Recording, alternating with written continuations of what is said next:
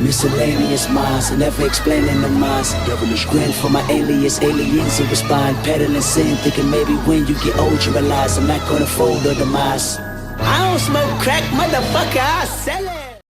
What is going on, everybody? This is the Miscellaneous Minds podcast. I'm your co-host, Puma Gato, the cat that hands your super middleweight championship back. And to my left over here is the main man, Jesus De Niro, the man that makes up fat stacks. Kid that even from the dynamic duo that won't die. Tell the ideas running to spicier content than your girl's OnlyFans. What is going on, everybody? Before we get into tonight's topic, please make sure to like, comment, hate, subscribe, DM us about the bullshit, and with that, let's get right into it. Listen, a few months ago, I said that I was going to do something, and I'm going to do it right now. I told y'all that if Canelo did not announce a fight between him and Benavidez in September, that I would call it a duck. So I'm here to be a man of my word. The man's ducking. Listen, I have a number of reasons to believe that there is a colluding between Canelo Alvarez and David Benavidez. I believe they are both working behind the scenes together to set up a super fight for sometime in May of next year. But because the announcement that we've gotten is Canelo versus Berlanga, I'm going to officially say I call it a duck. Listen, everybody wants this fight. This is the fight to make in boxing right now. This is the fight that everybody wants to see. And I think, if I'm being honest with you guys, even if Canelo lost, it'd be a great send-off. Let's be honest. Canelo has been considering retirement for some time now. Whether he wants to admit it or not, the way that he's slowed down in his fight pigment, the way that he's picking his fights now, the way that he's choosing his opponents very carefully, he's getting ready. I think he is understanding that he's slowing down a little bit. I know he's had some knee problems in his past. He had knee surgery a little while back there. I know that he had, I believe it was his left hand. Don't quote me on that. He had surgery on his left hand. So yeah, the typical boxing injuries are catching up to the man. So I'm not blaming the man for, getting ready to retire, especially because, let's keep it a buck here, the man's got a lot of money. With that being said, listen, this is the fight that everybody wants to see. And if you want to hold all the titles, that's cool. But you got to defend them, big dog. And you got to defend them up against the man that should be the number one contender. With that being said, and let me go ahead and tell you why I think him and Benavidez are working behind the scenes. Benavidez has not enforced for the WBC title. He has not enforced himself as the mandatory. In fact, the WBC has said to him, hey, you can enforce, at 175 or at 168, up to you. You tell us. And he has asked for continuous extensions to be able to take his time. So my thing is, look, my man, if you've said as much as you said that you want to fight him, which I believe David Benavidez, I truly do, why not just enforce your mandatory? That's what leads me to believe personally that him and Canelo are at least in talks. Maybe nothing official has been signed, but they're working on setting up a super fight to make it as big as possible. That way they both get paid as much as possible. The man that's going to make that happen, I do believe, is going to be Turki Al-Sheikh. So I do think that all three of them are working on that.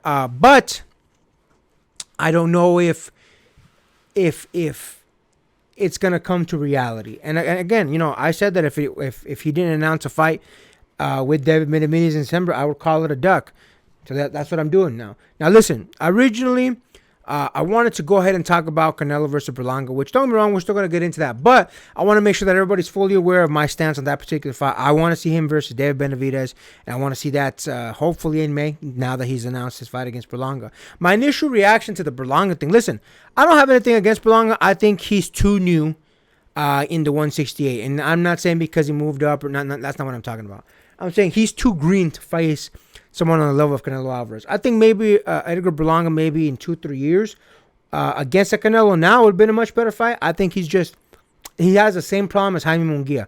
Great fighter, but he's just not at that level yet. In fact, I actually think a fight between Jaime Munguia and Edgar Berlanga would be much better. I do think Jaime Munguia would win that one, but I think Edgar Berlanga would fare much better in that fight. I think Canelo is too sound, too rounded, too experienced for an Edgar Berlanga. I don't think Edgar Berlanga has really faced anyone even close to the same tier as a Canelo Alvarez. So I do think it's going to be a phenomenal performance for Canelo Alvarez against Edgar Berlanga. The only way that I can see any sort of even coming close to an upset, maybe just a bad look for the night, is if Canelo doesn't take it serious, which I don't think that's going to be the case, but you never know. Listen, again, it's nothing against Edgar Berlanga. Edgar Berlanga is a great boxer. I think he's got a lot of good qualities to him. He's just not there yet. He's just not there yet. He just needs more experience, and he needs more fights under his belt. And I think eventually he would have made a great opponent. A little bit too early, a little bit too fast for him. I think Canelo just has too many tools in the tool shed to be able to take out an Edgar Berlanga and dissect him in a lot of different ways. But we'll see how it goes. That's the fight that we have. I've announced it. Listen, I'm not mad at the fight.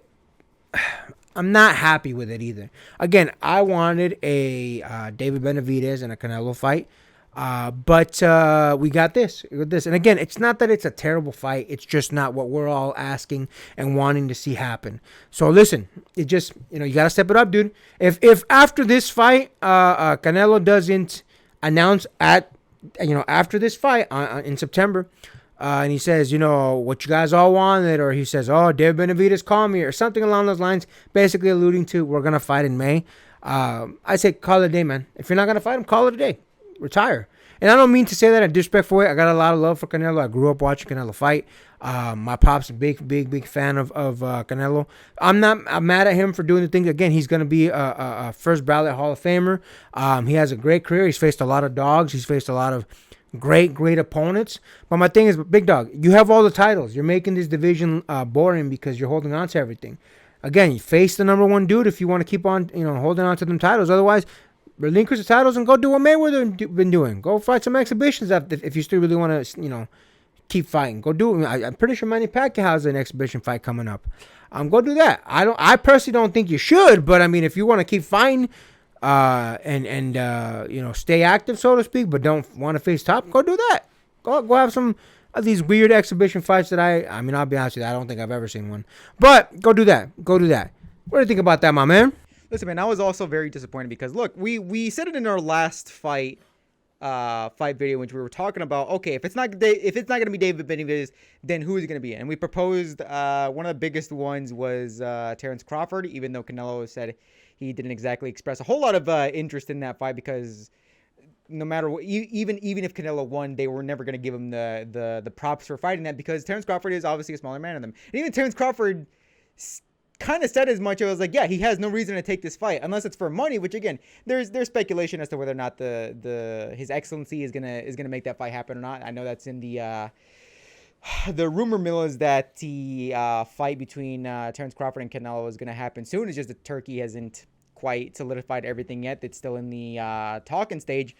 But yeah, at the very least, that was at least going to be one of the proposed fights that was going to happen if David Benavidez wasn't going to go through. And the other one that I would have at the very least suggested, because again, he's in the same weight class, and he at least has a heavy name attached, and was Chris Eubanks Jr. Again, whether that was going to happen or not, at the very least, that would have been the next best suggestion. If it was going to be David Benavidez, if it was going to be Crawford, at the very least, you could have had Eubanks. That's at least a marquee name, not a phenomenal one, but at the very least, one, right? So for Berlanga to be in the discussion, and again, I'm not hating on Berlanga. It's just a perplexing one, just because again, he's only really had 22 fights, undefeated. I'll grant you that, but his the only opponents that he had were of noticeable reputation. Where again, his last four ones, which means he's only started being a bit more of a reputable boxer in the recent years. But again, of all the people that we suggested, Berlanga was the most confusing one for the reasons that you mentioned. He's green. He doesn't really have that much of a name. Like, there's no disrespect to him. It's just that everything that Berlanga needs to even be in contention for that, Canelo has him in spades and then some. Like, he's basically lapped him as a fighter. And again, it's not disrespectful.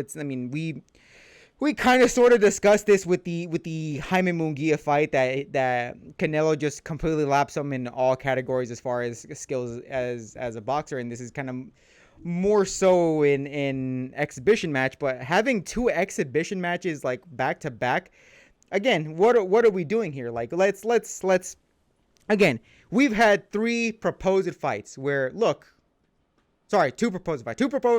look, if the fight that we don't want isn't going to happen, could you at the very least give us this one? One of which he said that there's no even if I win, there's no win for me there. Fine, whatever. That's another exhibition match.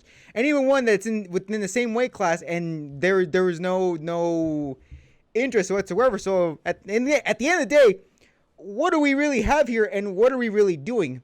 So yeah, the whole decision, the fight plan going forward, I don't know. It's just all around confusing me. The only thing that can really salvage that card at all is, again, the proposed matchups that are going to be happening and the undercard for that matchup. And there is one, we will get to that later on. Listen, again, it's not that I'm not a fan of this match. I like Edgar Berlanga. He's a chill dude. He's cool. He's got skills. He's definitely an up-and-coming talent, man. In the next 2 years. In the next 2 years, Edgar Berlanga is going to be a big name if he keeps winning like he's been winning. But he does need to severely step up his competition about who he's been facing. And then once you start getting some more reputable names like Canelo, a couple others, I think he's going to be a big star. I think an eventual clash between him and Jaime Munguia is destined to happen, and I think it's going to be a phenomenal fight. I think it's going to be great. That being said, listen, it's just not his time. It's just not his time. Again, listen, we all know what fight we want to see. This is just our initial reaction. We'll do a much more detailed fight description of what's going to happen as the fight gets closer. We're about 2 months out from September 14th, so we still got some time. But listen, it's what we got. Officially, I'm calling it a duck now, because at this point, unless some secret correspondence gets leaked and it turns out he's been talking with David Benavidez and they have this master plan. What can you say? What can you say? You got to call it a duck. You got to call it as it is. I wanted to give him the benefit of the doubt, but here we are in almost September, and in our last video that we did about a week ago, I said, hey, look, time's running out, man. Time's running out. So it is what it is. Officially, me personally, I'm calling it a duck. And again, if this is the path they're going on, hey, man, relinquish those belts and go do some exhibitions. No disrespect, Canelo. I think very much of him. I think he's a great boxer, obviously. But listen, at this point, the biggest fight in boxing is him versus David Benavidez. Everybody wants it, and the reality of it is that it doesn't look like we're getting it anytime soon. So it is what it is. Again, Edgar Berlanga versus Canelo. It's an okay fight. It's not a great fight. It's not exactly what I don't believe anybody wants to see as of right now. But it's what we got. It is what it is.